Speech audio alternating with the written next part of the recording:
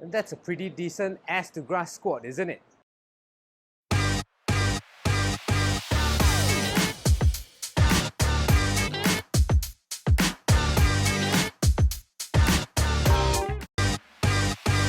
For the longest of time, I thought that the king of all exercises is this barbell squat or a good ass to grass barbell squat. Why? Because I thought that this will be a good indication that you have good mobility and also strength. So I went on this journey of like doing lots of ankle dorsiflexion drills to try to get my squat lower, try to limit that butt wink.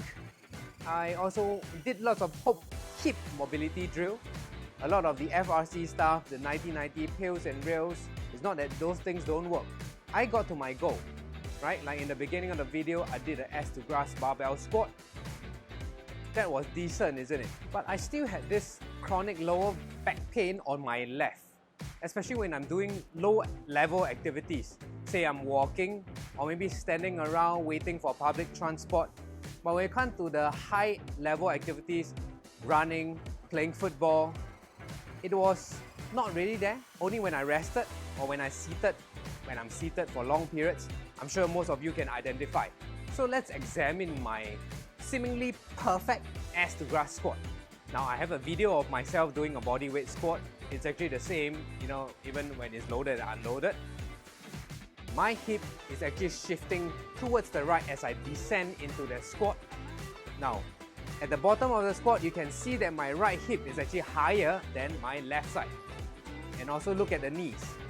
My left knee is further out, while my right knee is actually closer to the body. That doesn't seem very symmetrical, right? Let me explain using this skeleton model. This is the pelvis model. Now, my left hip is actually so far forward, alright? And it's also in an externally rotated position. My right hip on this side is actually more closed in an internally rotated position. And you can see that my spine, this sacrum area, is actually turning towards the right. And if you examine my squat photo again from the back, you can actually see this presentation. Okay? Look closely. My spine is turned to the right and I wonder why my left back is actually hurting. So basically, I was trapped in this pattern and my pelvis couldn't move in and out of these positions. So when I turn or do any athletic movements, I'm actually moving as a unit. But when I'm walking, so I'm doing low level activities as it relates to human gait, the pelvis has to rotate this way. There is dissociation from side to side of the pelvis. This brings us to our next portion, where I think, in my opinion, the king of exercise, which shows you have good strength and good mobility, will be the humble split squat. Before we go on, I'd like to caution that doing the split squat is not going to solve the problem or the pain that you're having, but it sure can help if it's programmed correctly during the correct phase of your rehab. If you are in pain, please seek help from a professional. When I start training someone in pain, I will usually go through the measurements of their joint, range of motion, and then prescribe the necessary exercises. And split squats usually are a big part of their rehab program. Let me tell you why split squats are so good. Now, when you're performing a split squat, let's say I'm doing a left leg forward split squat, so my pelvis starts off in this position where the left leg is forward, right leg is down, okay, or at the back. So in this position, your pelvis on this left side, this innominate is actually in external rotation.